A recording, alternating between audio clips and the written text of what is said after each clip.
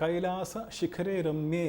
നമ്മുടെ ഒരു ഗുരു ഉപദേശിക്കുമ്പോൾ ഗുരുവിന് ഏറ്റവും ഉയർന്ന അവസ്ഥയിൽ നിന്നുകൊണ്ടാണ് ഉപദേശിക്കുന്നത്. പക്ഷേ നമുക്ക് നമ്മുടെ തലത്തിലേക്ക് ഇറങ്ങി വരും ഗുരു നമ്മുടെ തലത്തിലേക്ക് ഇറങ്ങി വരികയാണെങ്കിലും ഗുരുവിൻ്റെ ആ അവസ്ഥ ഒരിക്കലും ഗുരു വിട്ടുപോകുന്നില്ല. അതാണ് ഇവിടെ സൂചിപ്പിക്കുന്നത് കൈലാസ ശിഖരേ രമ്യേ. അപ്പോൾ ആ ഉയർച്ച കാണിക്കുന്നത് എപ്പോഴും എന്തായിരിക്കും? ഏകത്വം ആയിരിക്കും, ശുചിത്വം. ഏറ്റവും പരിപാവനമായ ഒരു സ്ഥലമാണ്, ഏകത്വമാണ് അവിടെ കാണിക്കുന്നത്. സാധാരണ നമ്മൾ കേൾക്കാറുണ്ട്, നമ്മൾ ഇത് ആശീർവാദം ചൊല്ലാറുള്ളത് പ്രത്യേകിച്ച് ഉച്ചയ്ക്കും രാത്രിയിലും ഇത് ഓം ഊർധമൂലമതശാഖം അശ്വത്ഥം പ്രാഹുരവ്യം, ഇങ്ങനെ ഭഗവത്ഗീതയിലെ 15-ാം അധ്യായത്തിൽ നമ്മൾ ചൊല്ലുന്നത് കേൾക്കാറുണ്ട്. ഊർധമൂല അധശാഖം, അതിൻ്റെ വേര് ആ ഈ സൃഷ്ടി ഒരു വൃക്ഷം പോലെയാണ്. ആ വൃക്ഷത്തിൻ്റെ വേര് മേൽപോട്ടും ആ വൃക്ഷത്തിൻ്റെ ശാഖകൾ താഴോട്ടും ഇങ്ങനെയാണ് ഈ സൃഷ്ടി എന്നറിയപ്പെടുന്ന ഈ വൃക്ഷം ഇങ്ങനെയാണ്. അപ്പോൾ അവിടെ ഉദ്ദേശിക്കുന്നത് ഊർധമൂലം, വേര് മേൽപോട്ട്, അതായത് ഒന്നാണ്. ഒരു പരമാത്മാവിൽ നിന്ന് പിന്നെ രണ്ടായി ഒരു അച്ഛന് 2 മക്കൾ ഉണ്ടായിക്കഴിഞ്ഞ് ആ 2 മക്കൾ പിന്നെ 2 മക്കൾ പിന്നെ 4 മക്കൾ 4, 16, 32 അതിങ്ങനെ ഇങ്ങനെ വരികയാണ്. അപ്പോൾ ഇത് വേര് മേൽപോട്ട് ഊർധമൂലം അധശാഖം, വേര് മേൽപോട്ടും ശാഖകൾ താഴോട്ടും ഇങ്ങനെയാണ്. അപ്പോൾ സൃഷ്ടിയിലെ അത് ആദി എന്ന് പറയുന്നത് പരമാത്മാവാണ്, ഒന്നാണ് വേര്. ആ പരമാത്മാവിൽ നിന്ന് മായ കാരണം പിന്നെ അനേക ശാഖകൾ, എണ്ണമറ്റ ജീവരാശികൾ, ഇതാണ് ശാഖകൾ എന്ന് പറയുന്നത്. എണ്ണമറ്റ ജീവരാശികൾ ഈ ഭൂലോകത്തിൽ മാത്രമല്ല മറ്റെല്ലാ ഗോളങ്ങളിലെ ഏതൊക്കെ ജീവരാശികൾ നമ്മൾ കണ്ടില്ല, നമുക്കറിയില്ല, അതെല്ലാമാണ് ഇവിടെ സൂചിപ്പിക്കുന്നത്. താഴോട്ട് ഇറങ്ങി വരുന്നതോറും നമ്മൾ കാണുന്നത് നാനാത്വം, വൈവിധ്യം. ഇതാണ് മനസ്സിലാക്കേണ്ടത്. അപ്പോൾ ഇവിടെ നമ്മൾ അവതാരം എന്നുള്ള വാക്ക് കേട്ടിട്ടുണ്ട്. അവതാരം എന്നുള്ള വാക്കിൻ്റെ അർത്ഥം അവതരത്തി, അതായത് മേലിൽ നിന്ന് താഴോട്ട് ഇറങ്ങി വരുന്നു എന്നുള്ള അർത്ഥമാണ്. അത് 2 അർത്ഥം എടുക്കാം. ഒന്ന്, നമ്മൾ സാധാരണ കൈലാസത്തിൽ നിന്ന് ഏറ്റവും മുകളിൽ നിന്ന് താഴോട്ട് ഇറങ്ങി വരുന്നു എന്നുള്ള അർത്ഥം എടുക്കാം. വൈകുണ്ഠത്തിൽ നിന്ന് മഹാവിഷ്ണുദേവൻ താഴോട്ട് ഭൂലോകത്തിലേക്ക് ഇറങ്ങി വരും. ഭൂലോകം എന്ന് പറഞ്ഞാൽ കുറച്ചും കൂടി താഴോട്ടുള്ള ലോകമാണ്. പിന്നെ ഭൂലോകം ഭൂർഭുവ സ്വ മഹജന തപ സത്യം, ബ്രഹ്മലോകം വളരെ മുകളിലാണ്. അതിനപ്പുറമാണ് വൈകുണ്ഠം. ആ മുകളിൽ നിന്ന് ഇറങ്ങി വരുന്നു എന്നുള്ള ഒരു അർത്ഥം നമുക്ക് എടുക്കാം. അവതരത്തി, കമ്മിങ് ഡൗൺ എന്നുള്ള അർത്ഥം എടുക്കാം. അതൊന്ന്. രണ്ടാമത്, സാധാരണ നമ്മൾ ചോദിക്കാറുണ്ട്, അത് അമ്മ അവതാരം എന്ന് പറഞ്ഞാൽ ചിലർ ചോദിക്കാറുണ്ട്. അവതാരം എന്ന് പറഞ്ഞാൽ സാധാരണ നമ്മൾ സിനിമയിൽ കാണാറുള്ളത് ഒരു നീല വെളിച്ചം, അതിങ്ങനെ ആകാശത്ത് ഇങ്ങനെ ഇറങ്ങി വന്നിട്ട് ഇത് കാരാഗ്രഹത്തിൽ ചെന്നിട്ട് ദേവകി മാതാവിൻ്റെ ഗർഭപാത്രം ഇങ്ങനെ പ്രവേശിക്കുന്ന നമ്മൾ കാണാറുണ്ട്. അപ്പോൾ അങ്ങനെ വല്ലവരും കണ്ടിട്ടുണ്ടോ എന്ന് ചോദിക്കണം. അങ്ങനെ നമ്മൾ ആരും കണ്ടിട്ടില്ല. ഇവിടെ പ്രധാന അർത്ഥം ഇപ്രകാരം മാത്രമാണ്. താഴോട്ട് ഇറങ്ങി വരുന്നതെന്ന് പറയുമ്പോൾ നമ്മൾ പറയാറുള്ളത് ഇന്ദ്രിയ ഗോചരം എന്ന് പറയും. ഇപ്പം നമ്മൾ ഏറ്റവും നല്ല ഈ ഒരു ഉദാഹരണം ഞാൻ മുമ്പ് പറഞ്ഞത് ഞാൻ ഓർക്കുന്നു, എങ്കിലും ഈ സാഹചര്യത്തിൽ ഞാൻ ഒരു പ്രാവശ്യം കൂടി അത് ആവർത്തിക്കാം. അതായത് നമുക്കിപ്പോൾ നീരാവി, സ്റ്റീം ഇവിടെ നിന്ന് വരുന്നതാണ്. അത് H2O ആണ്, ഹൈഡ്രജനും ഓക്സിജനുമാണ്. ഈ ഹൈഡ്രജനും ഓക്സിജനും നമ്മൾ we cannot see with our bare eyes. ഈ നേക്കഡ് ആയി കൊണ്ട്, ഈ കണ്ണുകൊണ്ട് നമുക്ക് ഹൈഡ്രജനും ഓക്സിജനും കാണാൻ സാധ്യമല്ല. പക്ഷെ ആ ഹൈഡ്രജനും ഓക്സിജനും അത് നീരാവി, സ്റ്റീം ആകുമ്പോൾ നമുക്ക് അതിനെ കാണാൻ സാധിക്കുന്നുണ്ട്. ആ നീരാവി, ആ സ്റ്റീം വെള്ളമായി കഴിഞ്ഞാൽ അതിനെ സ്പർശിക്കാൻ സാധിക്കുന്നു.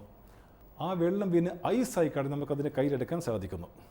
അങ്ങനെ ആ H2O, ഹൈഡ്രജനും ഓക്സിജനും നമുക്ക് കണ്ടുകൊണ്ട് കാണാൻ സാധിക്കാത്ത ആ ഗ്യാസ്, അത് നീരാവിയിൽ നിന്ന് വെള്ളമായി, വെള്ളത്തിൽ ഐസ് ആകുമ്പോൾ നമുക്ക് ഇന്ദ്രിയ ഗോചരം, കണ്ണുകൊണ്ട് കാണാൻ സാധിക്കുന്നു, കേൾക്കാൻ സാധിക്കുന്നു. നമുക്ക് ഇന്ദ്രിയങ്ങൾ കൊണ്ടും മനസ്സുകൊണ്ടും അറിയാൻ സാധിക്കുന്ന ആ അവസ്ഥയിലേക്ക് വരുന്നതാണ് അവതാർ എന്ന് പറയുക. നമുക്ക് സാധാരണ ഈശ്വരൻ സർവ്വവ്യാപിയാണ്, വളരെ സൂക്ഷ്മമാണ്. നമ്മുടെ യഥോ വാച്ചോ നിവർത്തന്തെ അപ്രാപി മനസാ സഹ ആനന്ദം ബ്രഹ്മണു വിദ്വാൻ എന്ന് പറയാണ്. യഥോ വാച്ചോ നിവർത്തന്തെ അപ്രാപി മനസാ സഹ, വാക്കുകൊണ്ട് പറയാൻ സാധിക്കാത്തത് മനസ്സാക്കാൻ സാധിക്കാത്ത ആ പരമാത്മാവാണ്. അത് നമ്മുടെ ഇന്ദ്രിയങ്ങൾ കൊണ്ട് അറിയാൻ സാധിക്കുമ്പോൾ അതിനെ അവതാർ എന്ന് പറയും. കാരണം ഒരു മനുഷ്യൻ വരുന്നത് ഗുരു എന്ന് ഉദ്ദേശിക്കുന്നതല്ല, അവതാർ എന്ന് ഉദ്ദേശിക്കുന്നത് നമ്മളെ കാര്യങ്ങൾ പഠിപ്പിക്കാൻ വേണ്ടിയാണ്. എന്താണ് ധർമ്മം എന്ന് പഠിപ്പിക്കാൻ വേണ്ടിയാണ് അവതാർ. സാധാരണ നമ്മൾ സ്കൂൾ അധ്യാപകൻ, കോളേജിൽ അധ്യാപകൻ നമുക്ക് ധാരാളം ക്ലാസ് എടുക്കാറുണ്ട്. അത് അത്യാവശ്യമാണ്. ബുക്ക് നോളജ് വളരെ അത്യാവശ്യമാണ്. പക്ഷേ നമ്മുടെ ഗുരു എന്ന് പറയുമ്പോൾ guru also will give us lot of book knowledge. ഒരുപാട് നമുക്ക് കാര്യങ്ങൾ പറഞ്ഞു തരും. അതിന് ശ്രുതി എന്ന് പറയും. പണ്ട് കാലങ്ങളിൽ എഴുതാൻ പാടില്ലെന്നാണ്, കേൾക്കുക മാത്രമാണ്. പക്ഷേ ഗുരു അത് മാത്രമല്ല. കുറച്ച് വർഷങ്ങൾ മുമ്പ് ഒരു നല്ലൊരു സംഭവം നടന്നു. അമ്മയോട് ചോദിച്ചു, അമ്മയുടെ സന്ദേശം എന്താണ് എന്ന് ചോദിച്ചപ്പോൾ, ഉപദേശം എന്താണ്, സന്ദേശം എന്താണെന്ന് ചോദിച്ചപ്പോൾ അമ്മ പറയാണ്, എൻ്റെ ജീവിതമാണ് എൻ്റെ സന്ദേശം എന്ന് പറയാണ്. ആർക്കും പറയാൻ സാധിക്കില്ല അത്. വാച്ച് മീ എന്ന് പറയാണ്. എൻ്റെ ജീവിതമാണ് എൻ്റെ സന്ദേശം. എത്ര ധൈര്യത്തോട് അത്രയും അമ്മ എന്ത് ചിന്തിക്കുന്നു, അമ്മയ്ക്ക് എന്ത് മനസ്സിലാക്കി, അത് തന്നെ അമ്മ സംസാരിക്കുന്നു. ആ സംസാരിച്ച കാര്യം മാത്രമേ അമ്മ സാധാരണ പ്രവർത്തിക്കാറുള്ളൂ. അല്ലാതെ ഒന്ന് വേറൊന്ന് പറയും, പിന്നെ വേറൊരു കാര്യം പ്രവർത്തിക്കണം, അങ്ങനെയല്ല. അത്ര ധൈര്യമായിട്ട് അമ്മ ആ സത്യത്തിലും ധർമ്മത്തിലും ഉറച്ചു നിൽക്കുന്ന ഒരു മഹാശക്തിയാണ് അമ്മ. അതിൽ ഉറച്ചു നിന്നുകൊണ്ട് ആ കാര്യങ്ങൾ മാത്രമേ പറയുള്ളൂ, ആ കാര്യങ്ങൾ മാത്രമേ ചെയ്യുള്ളൂ. സ്വയം ആചരത്തി യശ്ചെന്ന സ്വയം ആചരിച്ച് കാണിക്കുന്നവരെന്നാണ്. ആചനോതി ഹി ശാസ്ത്രാർത്ഥാൻ ആചാരേ സ്ഥാപ്യത്യപി. ആചനോതി ഹി ശാസ്ത്രാർത്ഥാൻ, ശാസ്ത്രങ്ങളെ കാര്യങ്ങൾ നമ്മൾ പറഞ്ഞു മനസ്സിലാക്കി പഠിപ്പിക്കും. ആചാരേ സ്ഥാപ്യത്യപി, നമ്മുടെ ആചാരത്തിൽ നമ്മളെ സ്ഥാപിക്കുകയാണ്. ഇതിൻ്റെ ആചാരങ്ങൾ നമ്മൾ ചെയ്യിപ്പിക്കുകയാണ്. അപ്പോൾ എങ്ങനെ ചെയ്യിപ്പിക്കും? സ്വയം ആചരത്തി യശ്ച എന്നാണ്. സ്വയം ചെയ്തുകൊണ്ടാണ് ചെയ്തത്. അല്ലാതെ ഇങ്ങനെ ചെയ്യുമെന്ന് പറയല്ല, ചെയ്ത് കാണിച്ചു തരികയാണ്. ആ വിനയം, അമ്മയുടെ ജീവിതം എന്ന് പറഞ്ഞാൽ ഒരു ത്യാഗവും വിനയവും മാത്രമാണ്. അത് നമുക്ക് പഠിക്കാൻ സാധിക്കുന്നത് കണ്ടുകൊണ്ട് നമ്മൾ പഠിക്കുകയാണ്, അല്ല അമ്മ പറഞ്ഞുകൊണ്ട് മാത്രമല്ല. അതാണ് ഇവിടെ ഉദ്ദേശിക്കുന്നത്. നമ്മൾ ഇപ്പോൾ ഇവിടെ വിഷയം ഇതാണ്, ഇന്ദ്രിയ ഗോചരം. നമ്മുടെ മനസ്സ് കൊണ്ടും ഇന്ദ്രിയങ്ങൾ കൊണ്ടും നമുക്ക് കാണാൻ പറ്റുന്ന ഒരു വ്യക്തിയെ, ആ വ്യക്തിയെ നമ്മൾ പൂർണ്ണമായി ഉൾക്കൊണ്ട് നമ്മൾ മാറുകയാണ്. അപ്പോൾ നമ്മൾ സാധാരണ നമ്മൾ മനുഷ്യന്മാരെ നമ്മൾക്കെല്ലാവർക്കും നമ്മളെല്ലാവരും ആരാധന പുരുഷന്മാർ. നമുക്കെല്ലാവർക്കും ഒരു ആരാധന പുരുഷമുണ്ട്. ഫാൻസ് എന്ന് കേട്ടിട്ടുണ്ട്. നമുക്കിപ്പോൾ സീലിംഗ് ഫാനും പെരസ്റ്റ് ഫാനിൽ മാത്രമല്ല, അല്ല ടേബിൾ ഫാൻ മാത്രമല്ല, നമ്മൾ fans association, this film stars fan association എന്ന് കേട്ടിട്ടുണ്ട്. നമ്മളെല്ലാവരും ഫാൻസാണ്. പക്ഷേ നമ്മൾ ഒരു കാര്യം ഓർക്കണം, why do worship human beings? എന്തിനാണ് നിങ്ങൾ ഈ മനുഷ്യന്മാരെ ആരാധിക്കുന്നത് എന്ന് പറഞ്ഞാൽ, ആരാധിക്കുന്നത് നമ്മൾക്കെല്ലാവർക്കും ഒരു ആരാധനാമൂർത്തി ഉണ്ട്. അതൊരു സിനിമാ താരമായിരിക്കാം, അല്ലെങ്കിൽ ഒരു ക്രിക്കറ്റ് താരമായിരിക്കാം.